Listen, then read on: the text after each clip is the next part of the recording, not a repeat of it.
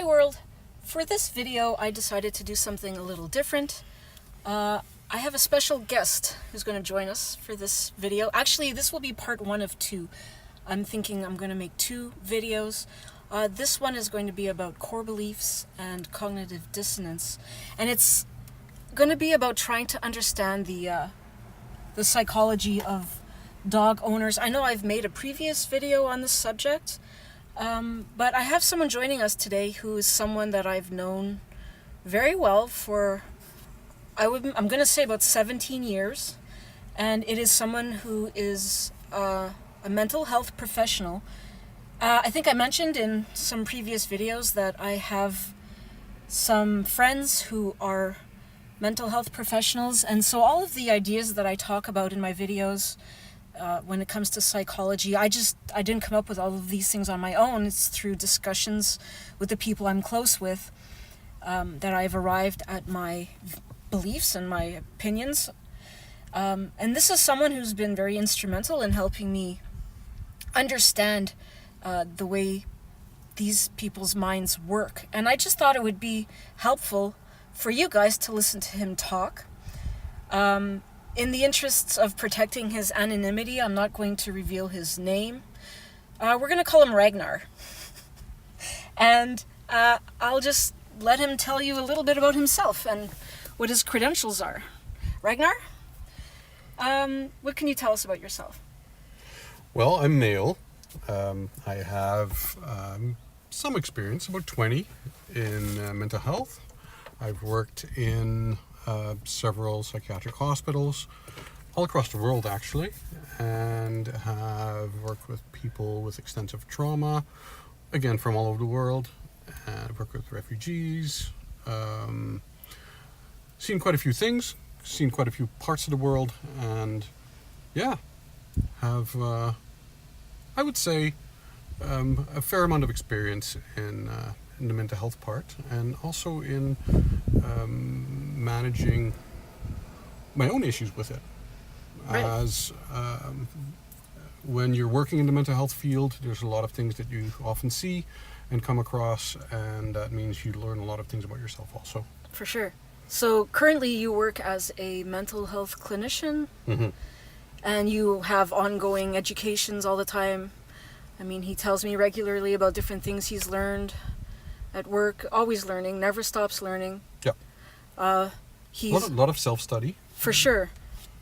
Always watching TED Talks, always learning things from colleagues, and working closely with psychiatrists.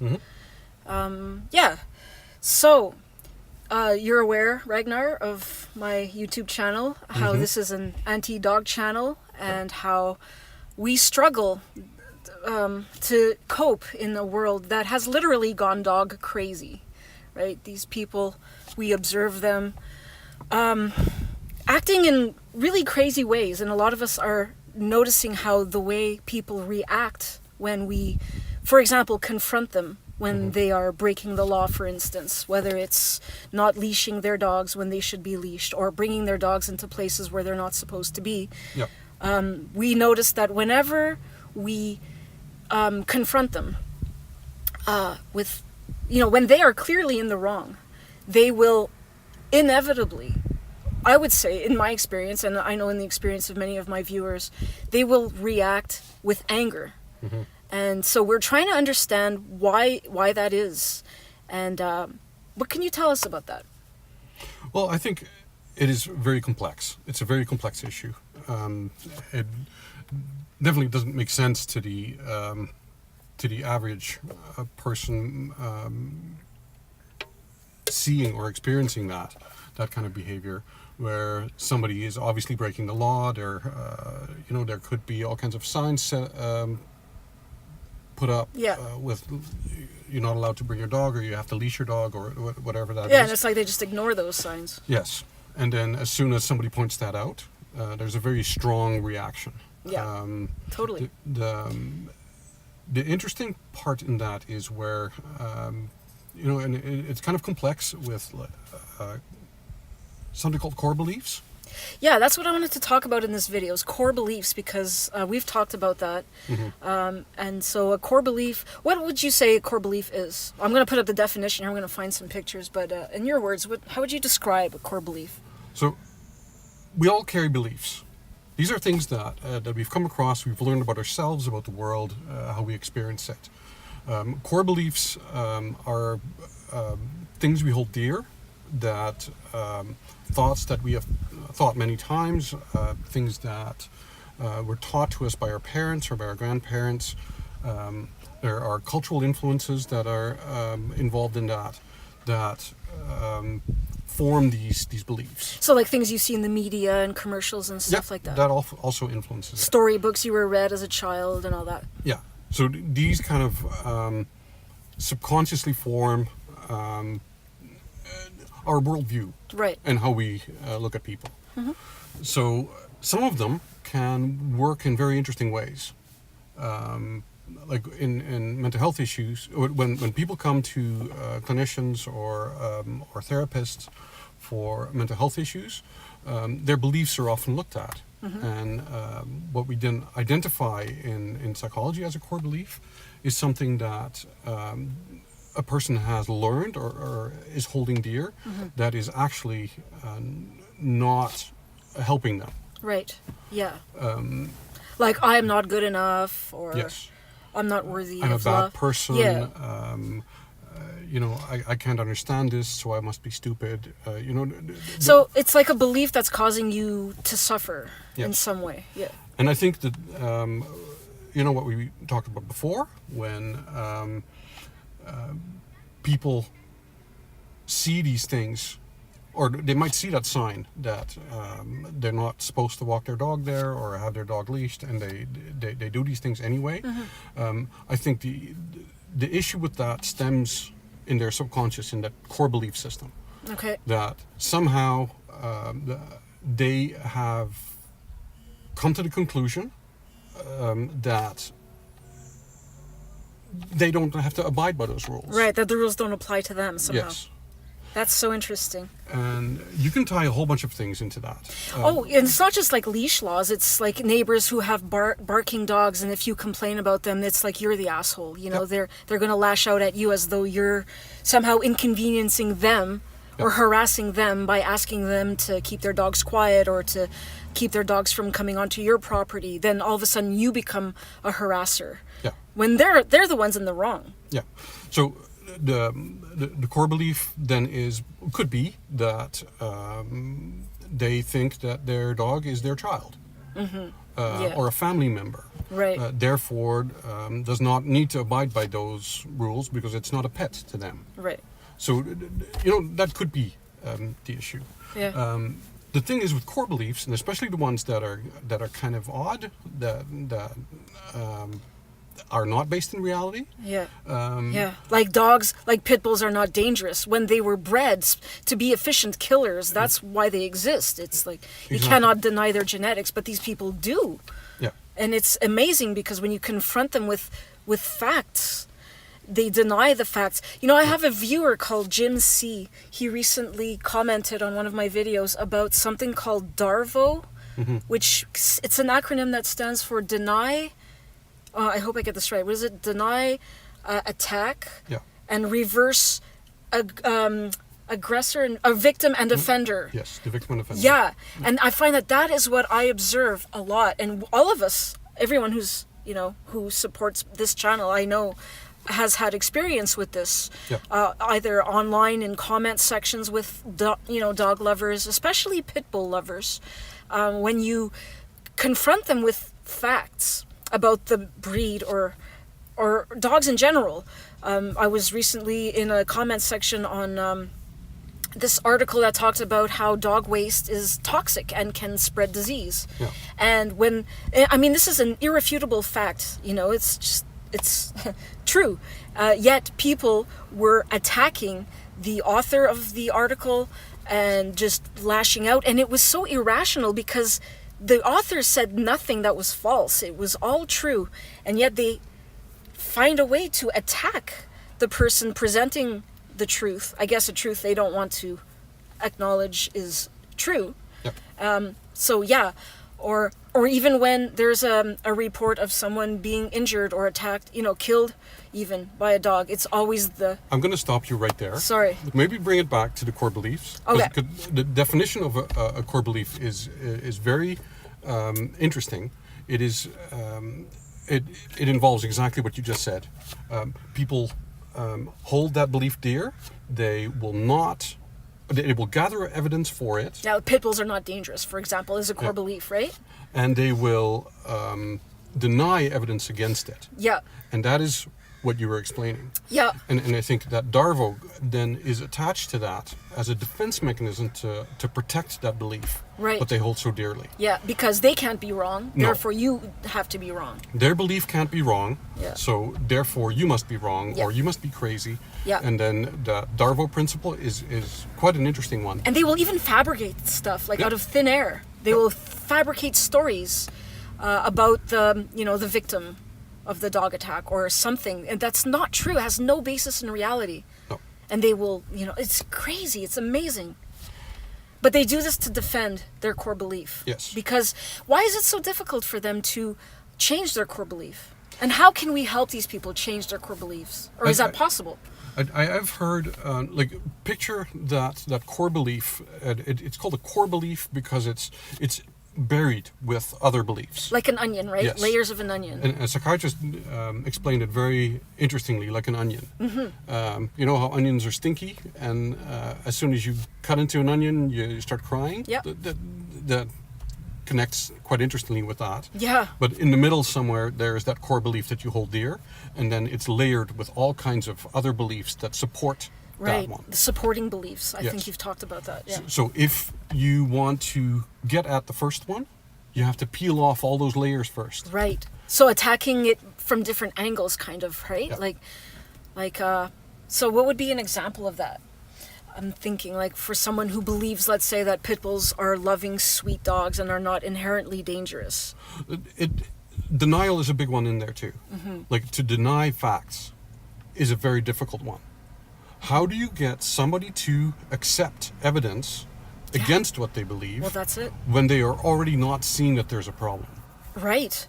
So that is the most difficult one. And I think when a person is in that state of defending their belief and the emotions get in there and they get angry and they accuse you of all kinds of things. There's no getting through to them at that No, point. at that time, it's not. Right. You just have to kind of step back Yeah.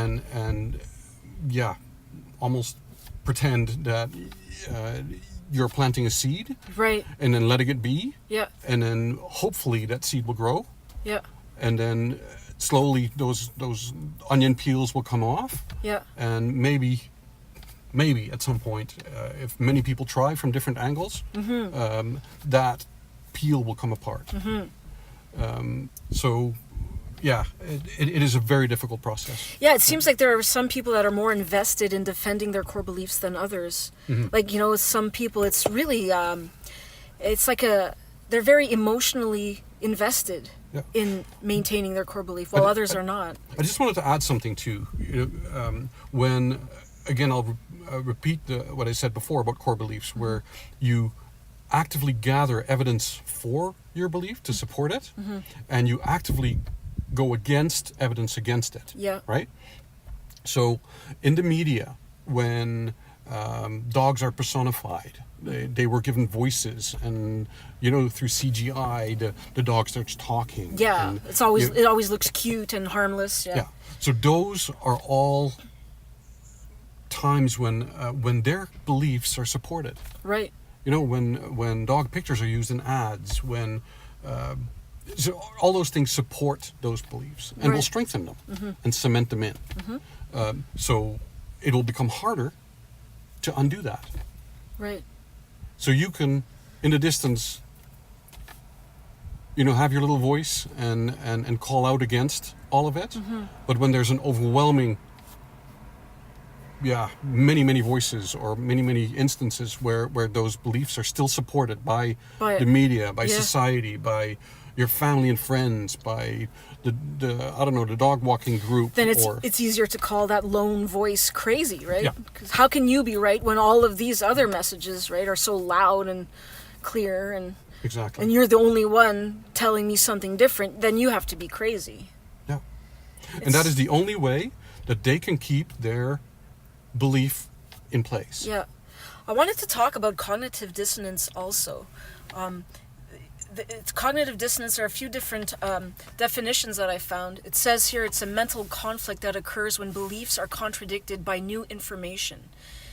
So when someone believes something strongly and then new evidence that doesn't support that belief is presented to them, they react often. They become very upset and lash out, and so that's what cognitive dissonance is, right? It's the conflict of trying to balance evidence with what you believe, and when that doesn't match, right, then people they can lash out at you, right, if you're the one presenting them with the evidence. Because they have to actively defend that dissonance. Yeah, and that's what we see a lot when we interact with the dog-loving community, is they attack us because we are triggering that dissonance, that those feelings of discomfort that come from seeing evidence that goes against what they believe. Yeah, and often that cognitive dissonance is in place or keeps those beliefs in place. Yeah, because it's easier to call someone else crazy than to admit that you were wrong. Exactly. About all the stuff you've believed all your life. Yeah. All right, so do you have anything else to add about this?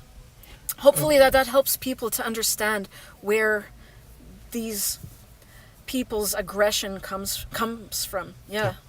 And when a person, it is important to recognize when a person gets into that state, label it as such for yourself. Yeah. And then all you can do at that time is step back. Well, yeah, and that's going protect to be yourself. part 2. We're going to discuss tips on how to stay sane in this crazy world, because it's not easy. No. It's not easy at all. So, I guess it just comes down to understanding that their core beliefs are like an onion with different layers, and we cannot expect people to change their beliefs about dogs overnight. It's not going to happen that way. When someone believes really strongly that dogs are loyal and loving and faithful and man's best friend and divine, even, that we should be more like them, these are beliefs that are deeply held, and they're not going to be easy to dismantle. And but I do think that, like you said, planting seeds, right? You put an idea into someone's mind. They may not be receptive to it. They may argue against it, but it's going to stay in their mind and might somewhere down the line sprout or click in. And we've seen that happen in other ways. For example, I give plant-based cooking workshops, and I've known quite a lot of people in my life who at one point were very closed to the idea of eating a plant-based diet and had many, many different beliefs about it. Like, I guess this is a good analogy, like those layers of the onion. You know, many beliefs which supported that core belief that, you know, they could never be a vegan or eat plant-based. For one thing, the food is bland, tastes like cardboard. All that vegans can eat are twigs and berries. It's not healthy. It's not healthy. You don't get enough protein. There's so many different ways. And those are all the interesting thought distortions. Yeah. Right? And it was only by like attacking them one by one and over time, like, you know, invite people over. Oh, well, here's a plant-based dish. And they would be very surprised. Oh, this is actually really good. But, you know, I could never eat this way all the time because, you know, I need a lot of protein because I work out and that. And then, you know, a couple weeks later, you share an article about how more and more athletes are actually going plant-based because they say it enhances their performance. Oops, there's some more proof that you actually don't need meat in your diet if you're a bodybuilder, because here's a whole list of bodybuilders that are doing it plant-based and stuff. So yeah, and it was just so providing proof of that they are wrong in their beliefs, but bit by bit and from different angles, like so in positive ways. Positive ways too. So people, yeah, people showing others, like in sports where they use a vegan diet now to have better recovery, to be leaner, and so it's like, oops, there goes one layer. Okay, I can't use that in my defense, or I can't use that to support my core belief anymore, but I'm going to fall back onto these other supporting beliefs to uphold my core belief. And then, oops, then they lose another supporting belief when it happens really slowly, but it's not everyone. I noticed like some people, they're just so invested in their core belief that there's no getting through to them. And these are people that, I just don't even bother with. But then, there are others that seem kind of open, they're just not ready yet. And I've known people that, like a friend of ours, I won't say his name, but who I recently found out has switched to a plant-based diet. This person used to be an avid fisherman just 3 or 4 years ago, used to post bacon jokes on my vegan friends' wall, right? Would just like ridicule veganism. And now here he is. He's a vegan. It's a couple of years later. 3 or 4 years, I think, because his wife chipped away at him very slowly. See, it didn't happen overnight. And I honestly had no hope for this guy. I thought this guy will never change. Yeah. And here he is. That was a belief that you held. Yeah, true. So, we should not give up on people, hey? But there are some people that I don't think we should engage in just because it's not healthy for us. And that's going to be part 2 coming up right now. We're going to wrap this up. More awesomeness later.